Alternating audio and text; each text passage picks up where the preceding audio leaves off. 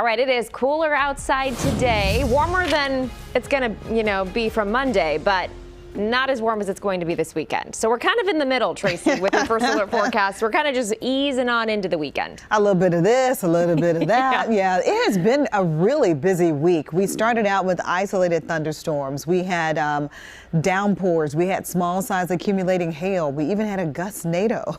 And now we are transitioning to temperatures warming. High pressure system is building in, and things are really going to start to shift. We'll go from temperatures below average to temperatures that will feel more like the beginning of July. Take a look out toward the Tower Bridge outside right now. It's 65 in Sacramento, 68 in Stockton, more in the way of the mid-60s through Modesto and Marysville, and 49 degrees in South Lake Tahoe. More in the way of your current conditions outside in the mid-60s for your air temperature. What about the winds? Well, winds are expected to be today up to around 10 miles per hour. As we move through the next couple of days, winds will continue to be coming in with an onshore flow, especially for parts of the Bay Area.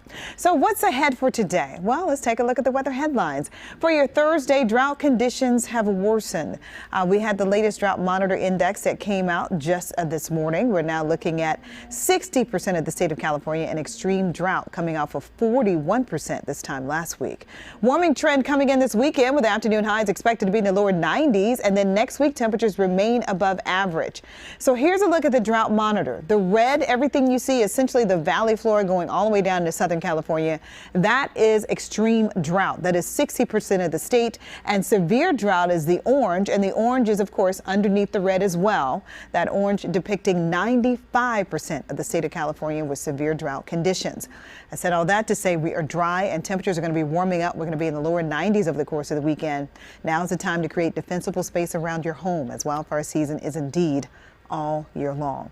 Here's a look at our satellite and our radar. Got a cold front coming in. It's going to be pushing a few clouds into the region today. So a mix of sun and clouds expected. What about rainfall? Well, again, mostly north of Redding, but everyone else, maybe a sprinkle here or there. But this is not expected to be a major player weather-wise. So today I'm just going to make it a mix of sun and clouds. And afternoon highs in the mid-70s when you hit the valley floor. 75 in Sacramento, 73 in Elk Grove, 73 in Stockton, and 71 degrees coming in down in Tracy.